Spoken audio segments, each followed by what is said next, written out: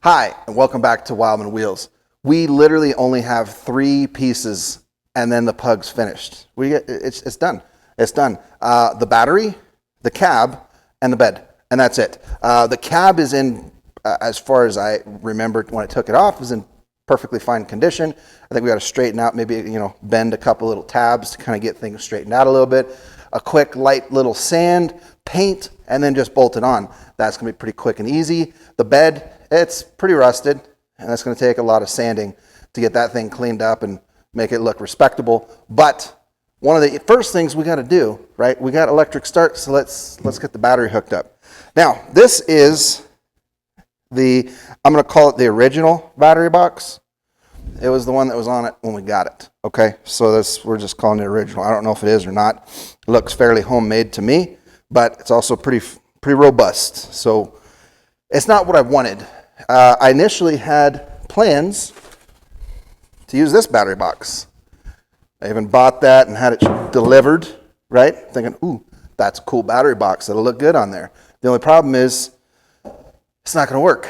I'd have to cut and modify this to fit around a bracket, or I'd have to cut the pug to modify the pug to fit so we're not gonna be doing that. So we'll be saving this for another project in the future. So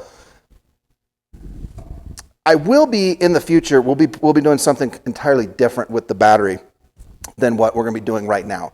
Right now it's kind of a semi-temporary solution, right? It may be a few months before I get all the parts acquired and here and get everything mocked up and planned out before we actually make the transition and change out the transaxle to the new more modern version and the newer, more modern rear axle. And in doing that, it's going to end up altering the engine mount. It's going to end up altering all kinds of things. And we're basically going to have to redo. And at that point in time, I'm going to fabricate new, clean, nice setup, right? And in that process, then we'll be moving to a new battery tray. But this one will hold a battery for now, hopefully. And so we're just going to go ahead and clean this guy up with a wire wheel, get it painted, and get it installed. I have everything that I need. We got the battery box, or the battery tray there. We got this sweet guy right here. A lot cheaper than an automotive battery. Automotive batteries are like $200 for just like your generic, nothing fancy, right? Lawn and garden, they're running like $50-$60. This guy is putting out 300 cold cranking amps. It's actually putting out 370 cold cranking amps above 32 degrees Fahrenheit. So that's a pretty solid battery, and I don't think we're going to need almost 400 cold cranking amps to turn over that little engine. So I think we'll be fine there.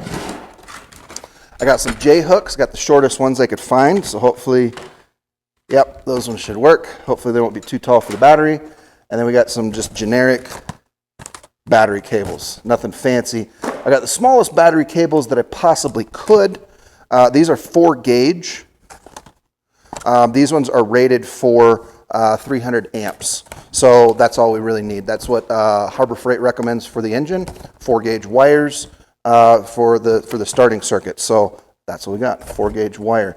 Hopefully it's long enough. So let's go ahead and dive into this thing. We're gonna get it cleaned up, make it look as nice as we can. We're not gonna get super crazy with it because we know this isn't permanent, this is temporary. So let's get it cleaned up and let's get this thing mounted on there. Let's hook up some wires, let's hook up some cables.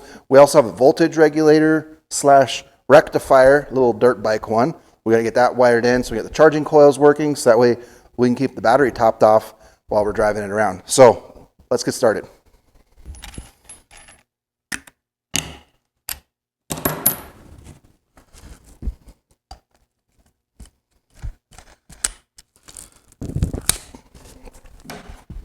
This Drill Master 4.5-inch angle grinder, I've had it for years.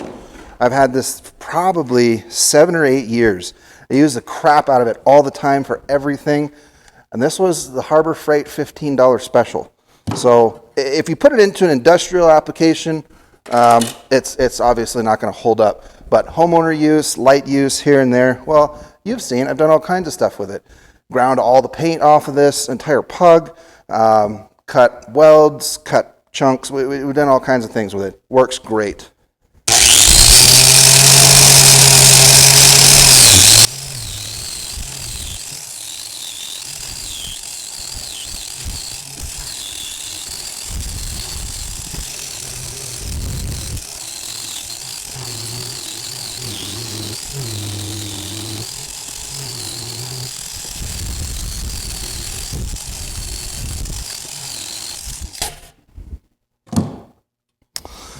All right, well, this thing is just really not cleaning up that well. I was really hoping that was more just like chunks and scuzz, but come to find out that is 100% rust.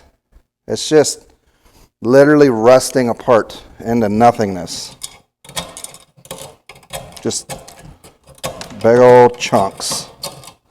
So we're just gonna go ahead and fix that rust entirely.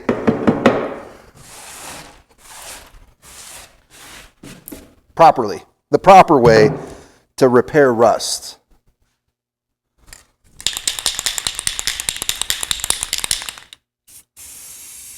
Yep. Fixing rust, new welds, repairing, new metal, neutralizing rust. Hey, look at that. It's brand new.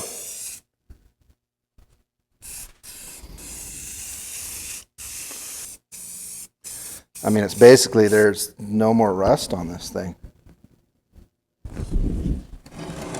We just fixed it. Now, obviously, this battery box, this battery tray, I should call it, would probably take a whole 30 minutes to make. It's literally like $12 worth of angle iron and like $4 worth of flat strap, you know, a couple cuts, a couple welds. We could make our own battery box very, very easily. We could make one specific to fit that battery and it'd be a lot nicer and cleaner. But like I said before, we're gonna be doing all of that in the future. So I feel like doing that right now is just more or less a waste of time, because there's a really good chance that whatever battery box I build right now isn't gonna work in the future when we completely reconfigure the entire engine compartment bay area. So that's kind of where I'm at with that. So that's why we're just gonna paint this one and just put it in there. It's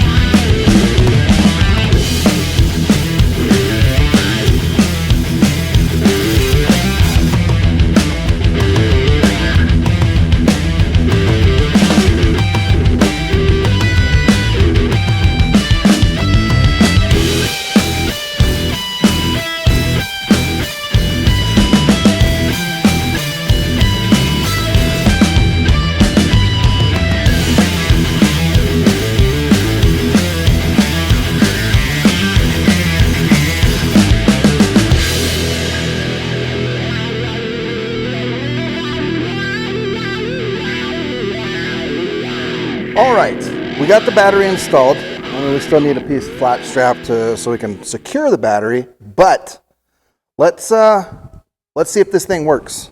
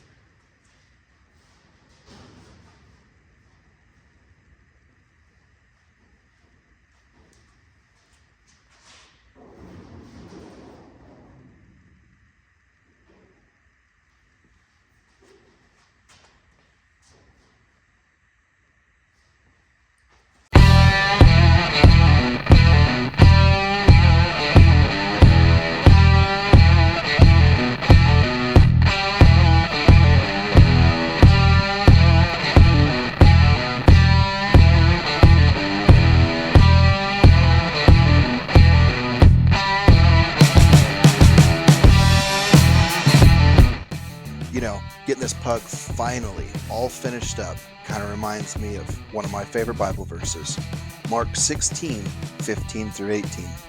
And then he told them, "Go into the world and preach the good news to everyone. Anyone who believes and is baptized will be saved, but anyone who refuses to believe will be condemned. These miraculous signs will accompany those who believe. They will cast out demons in my name, and they will speak in new languages. They will be able to handle snakes with safety, and if they drink anything poisonous, it won't hurt them. They will be able to place their hands on the sick, and they will be healed.